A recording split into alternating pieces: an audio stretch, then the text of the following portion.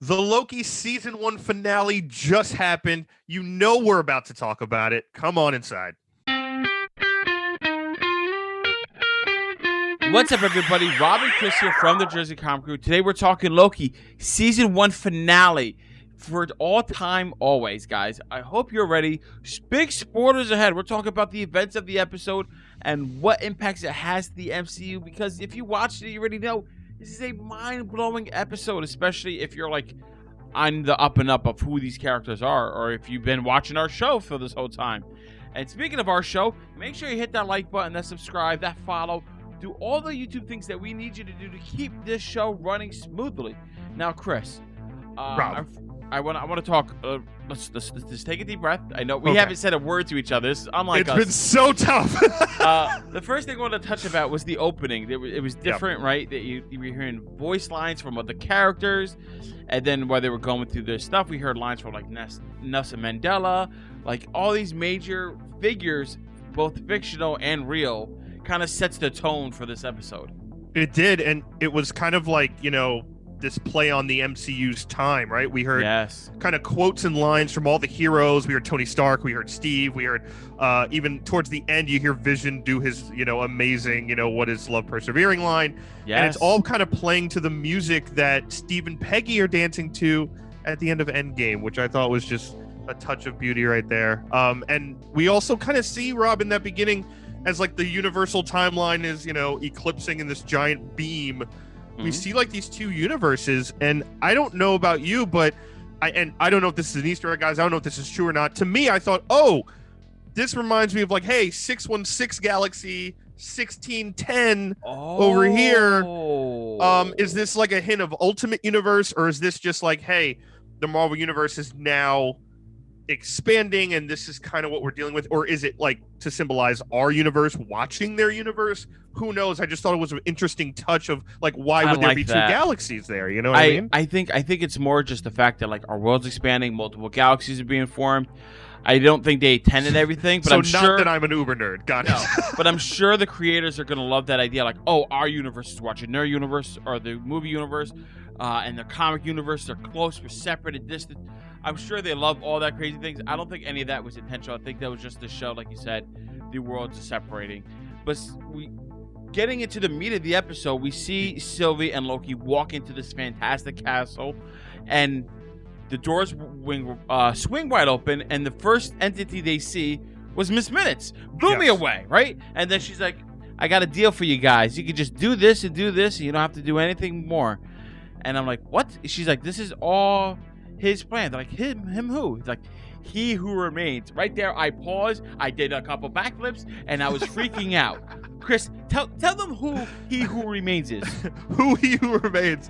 He who he is that remains. In the comics, he's this very old, like golden yellowy decrepit, like he reminds me kind of the orc from Lord of the Rings, who's like, they don't need the legs, we can eat thems, right? Like very old, cringy, like at the end of time, someone who kind of controls and like kind of, is like the bookkeeper for the end of time and has all the knowledge and information. And he's in the comics is back, we see him in like Thor 245 area. He's a character that's pretty old, but also not a lot about this character, and obviously was something that I think everyone had a possibility for at the end of this show. And of course, as we find out, it's way bigger than just he who remains. But yes, Miss Minutes does mention him by name. Yes, he does. And that is his Citadel. Also, Miss Minutes scared the hell out of me when she popped I was like, up. whoa. I was scared because I was like, surprise jump scare. But I was also like, oh no, let it not be her. Let it not be her who's behind everything. One thing I do want to talk about, he who remains in the comic book lore was actually the one who created the timekeepers, and it wasn't just 3 timekeepers, it was 4, and the 4th one got sent off into some weird faraway thing. So hearing that name, comics, don't worry about that. Hearing that name, I'm like, oh my god, all right, so like this is real. It's the guy who created the timekeepers. They're just going with this story. I'm like, all right, we're leading down that path. But before we get more answers to that, because they're going to show who it is, we see Mobius back at the TVA, squares up against Ravonna, tries to prune her. She takes away the weapon, and then she's like, you can't hurt me, don't worry about this, and then she leaves. And we don't see her for the rest of the episode. me sitting here and I'm like, oh my God, what's happened to her? We obviously need a resolution. And then, small spoiler alert here for you guys.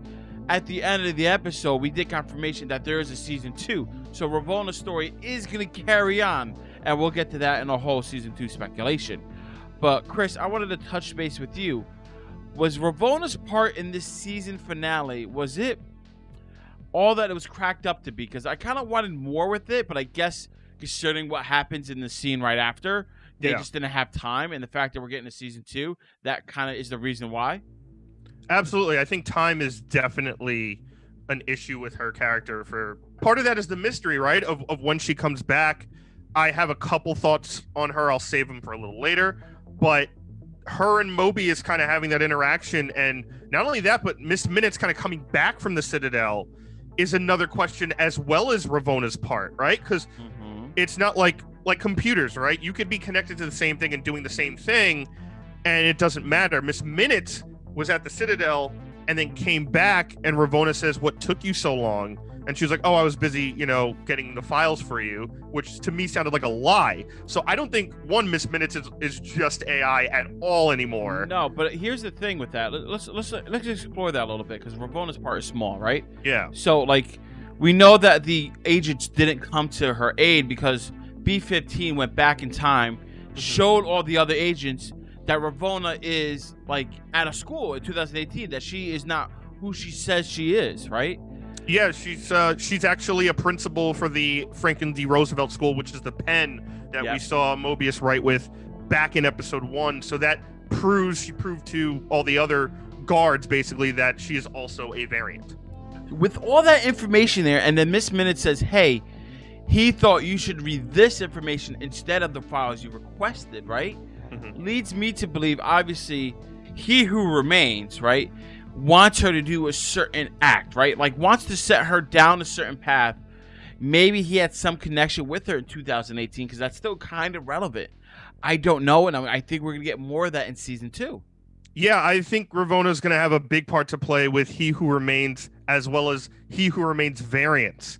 So she may not be, she may be connected to He Who Remains by a job, but she may be connected to a different version of him, what we were talking about, possibly more personal, possibly a wife, a girlfriend, a sister, who knows, a family member. But I think there is a connection there, and that's why she's been so mysterious, right? Because Mobius is like, "You need to tell me why you did this," and she's just like, "I'm still doing my job. You can do whatever you want. It's not going to affect me."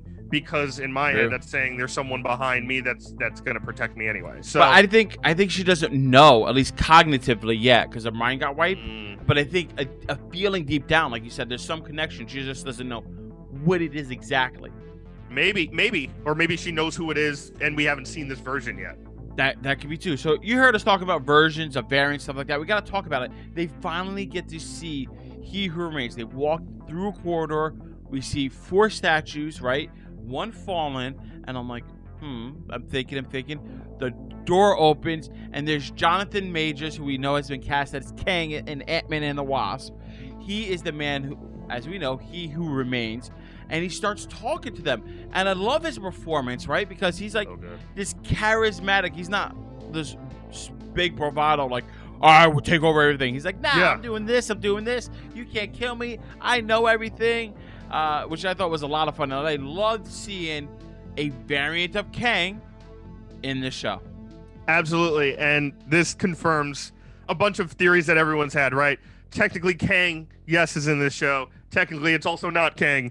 And as we've learned through this entire time jump experience, all of those things and none of those things are possible. And you're absolutely right. Seeing him in this way, in this kind of, I loved his kind of perplexed performance, because it was a mix for me of someone who is clearly alone all the time, reacting to people there, the excitement of someone who is always right and always correct, almost in a douchey way, but also hey, I'm also not taking this seriously because I know what happens for the next 20 minutes. So good luck just trying to be this, and I'm right either way. And there's really no consequence for him at the end. So his performance of just joking and information, is he telling the truth? And he's kind of weird, but he's kind of casual. Perfect. It was just awesome. So a couple things. One, we see that he's wearing like very comic accurate items, right? Like, and these are not necessarily comic accurate items for the character He Who Remains. We're talking about characters for Kang and Kang's known variants. The gold pendant from Immortals, the purple cape from West Coast Avengers. We see like that purple armor. It kind of resembles a lot of Kang. And I want to make this very clear. In the comic books, He Who Remains is not a variant of Kang. Yep. Right? Marvel just took that title and gave it to him, kind of like tie all this together, kind of like combining characters for the sake of storytelling, which this did a very good job. He Who Remains created the timekeepers, these fake timekeepers for this. It works well in the MCU, kind of rewriting the history, makes it smooth.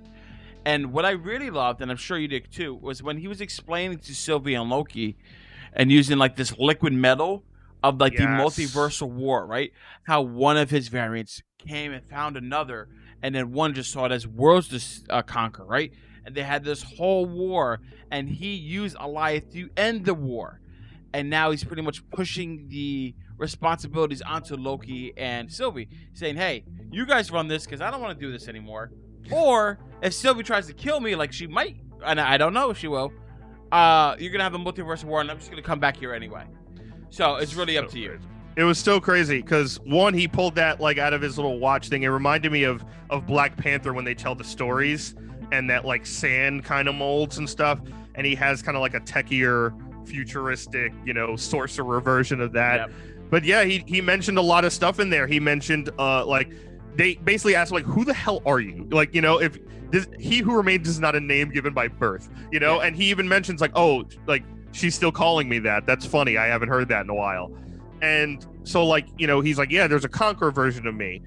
This version of him is a scientist, which I definitely references what me and Rob were talking about yep. being a Richards, and being some type of scientific mind.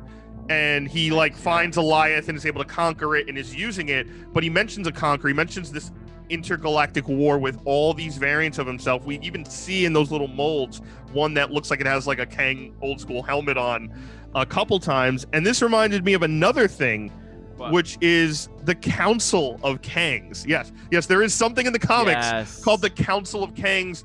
It's around like Avengers 292, and it's this Council of Kangs that have all the knowledge of the universe because they've been forward and back through time a billion times. They know everything, and they come together kind of literally in a council, think Star Wars like Senate chambers, and try to discuss the best course of action for the timeline. Now, the problem with that is certain people think they know more than others. Certain Kangs think they know more than others and revolt and try to take over the rest of them or kill the rest of them to be, the sole power keepers. So that's what I think he's literally referencing of what happened. I think so. Speaking of that, like he is a Richards, right? And then there's the Council of Reed Richards. There's a Council of Kangs. Very full of themselves, this Richards family.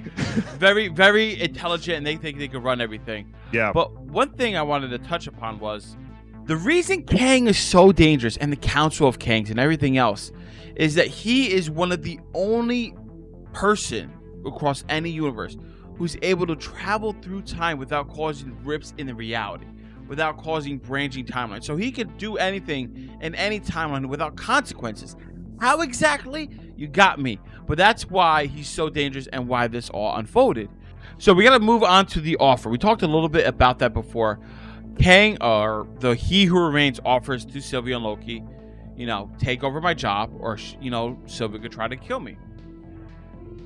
I don't know what's going to happen anymore because I crossed the barrier of time. And those are those red marks in the TVA guideline that, like, once you're out of that, he has no idea what's going to happen, right? Mm-hmm. And then Sylvie, I understand why she did this, but, like, it kind of just makes this character so two-dimensional for me. Which she just jumped up immediately, started trying to attack him. Mm-hmm. And then our Loki stops to say, hey, we need to think for a minute. At least think about it, because what if he's telling the truth? Like, he could be telling the truth, and there could be a worse thing that fills this power vacuum. You know what I mean? Yeah. And then, like, Sylvie, I guess for me, like, she turned out to be a very three-dimensional character. And as the story progressed, she turned into a kind of love interest for our Loki, and just this bullheaded person just charges in, tries to kill things, and that's it. It didn't really feel Loki-like. And that was, I understand why she needed to do that for the story. It was just a little disappointing for me as a character. So I get where you're coming from, but to me, looking at it immediately, I was like, oh, come on, don't pull a Star-Lord and just kill Thanos. You know what I mean? Like, get the stupid gauntlet off where he's like, where's Gamora? And have a Star-Lord moment. I understand that completely, but in essence, when you think about it, it almost makes her the ultimate Loki, because it's almost the ultimate selfish act that she could have made, right? Like, she's literally hell-bent on just finding and taking this down out of her own personal anger, personal vendetta, selfish nature, selfish situation, doesn't trust anyone, doesn't give a shit about it. Like, literally, that's what, like, He Who Remains was like. I was laughing so hard because he's like sitting there eating the apple, and if you watch Sylvie and Loki bicker, he's behind them kind of reacting like he's watching TV. Yeah, because he's like, I have no idea what's happening. And she's very much like, no, we're killing him. This is why I'm here. Why would I stop? And he's like, well, let's think about it. And she's automatically going, oh, you want a throne again? Like, why would I ever trust you? It becomes part of her own issues that technically he created, right? Yeah. Like he created this. He knew all that was going to happen. This whole thing was planned by him. So in turn, he wanted this to happen because he created originally her variant and them taking her. So he created this monster.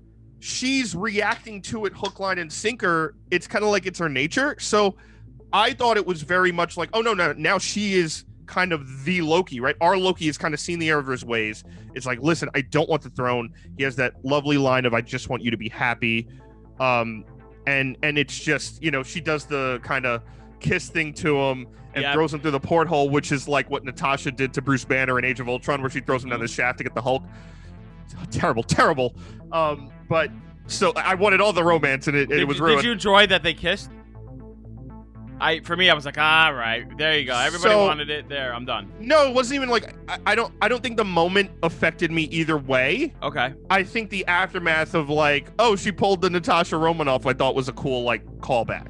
And like, you know, to throw him back into the TVA so she could attack He Who Remains. So, but I think honestly, she might be now kind of this ultimate Loki, another thing going into season 2. I see what you're saying about her being the new quote-unquote Loki, the more of the morally gray or darker character, and our Loki's being more drawn towards the light because he sees the errors of his ways. Mm-hmm. And then when Sylvie makes that decision for them, pushes him through the portal, we see her, you know, eventually, she does kill Kang, and, you know, the world's going to change. He's in the TVA. He runs towards Mobius, to B-15. He's like, there's shit's going down, right? Like, he's dead. Somebody new is going to be coming. There's going to be a war. We need to work together.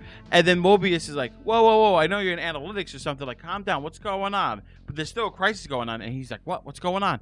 The slow pan, the turn. We see the statue there. We see it goes up. We see it's one of Kang's faces. So Kang, in the time that he went through the portal, I guess all the reality changed. Kang the Conqueror is now in charge of the TVA. And now Loki has to deal with what's coming up next, right? In season 2. Absolutely. And we're going to do a whole separate video talking just pure theories on what's going to happen in season 2. We just wanted this to be a nice little tight video, wrapping up our thoughts on the episode and the series as a whole. And speaking up on... I was going to make a whole joke. But wrapping up this episode and the series as a whole, I thought it was phenomenal. I'm so glad it gets to season 2 because this material is dense and you need it to expand. I love all the characters in this, from Mobius to Ravonna to Loki. Sylvie, for me, was a little touch and go, but I think she's going to hit her stride in season 2. Why that is, I'll let you guys know later. But, like, I really enjoyed this. I think it's one of the better ones done from Marvel. Absolutely. I absolutely love the show. To me, this is the best one so far that they've done out of the 3. This is definitely my favorite, not only just because of the mystery stuff. I love a good mystery and Easter eggs, but I love the obscurity of some of the comic characters that I think is great to see Marvel still taking seriously. You and I have talked about this a lot. The longer the successes for movies and TV, sometimes that infiltrates the comic line into trying to make it more like, you know, the movies and try to make it more Hollywood. And I think it's a really good avenue to see things like the Alioth show up, or, you know, the Thanos copter, and Frog Thor, which was voiced by Chris Hemsworth, by the way. Another Easter egg for you. Was he? Yes, he was. He Chris just made Hemsworth. Yep, he gave him just he recorded himself burping, I guess, and sent it to Marvel Studios. But all like these little things, He Who Remains naming it the TVA, Mobius and Mobius, characters that are deep cut comic lore and bringing them into mainstream media, television. And I also love the aspect, Rob, of when you see Kang in the future in Ant-Man and the Wasp or whatever else, you're going to have to check out Loki. Like, it's just a great marketing thing there where they're getting people to go see the shows. How did Kang get his start? Where did we first see the remnants of Kang? Boom, in Loki. Exactly. Like, now it's not only just like, oh, I guess I could check it out for casual fans. Now it's a must-see television in order to understand the full story. So I absolutely loved it. I love this last episode. I thought Jonathan Majors was amazing. I thought the cast was amazing, and I personally love Sylvie. I want more Sylvie, and I want to see what's coming up next in season 2. The only sad thing is we did not get Mobius in the jet ski, but there's still hope for season 2. And with that, guys, we want to hear your thoughts down in the comments below. What you thought of the finale of Loki. Let us know your theories for that, because in the next video, we're going to cover all of our theories for season 2 and beyond. Thank you so much for watching. And guys, thanks so much. Give us a thumbs up, really helps the channel out a lot. If you're brand new, subscribe and turn on those notifications. We are not done with Loki yet. We have another video coming out about season 2 and beyond. And as always, catch us on our social medias, Instagram and Twitter at Jersey Comic Crew. And as always, I am Chris Heller. That's Rob Moran. We're the Jersey Comic Crew, and we'll see you next time.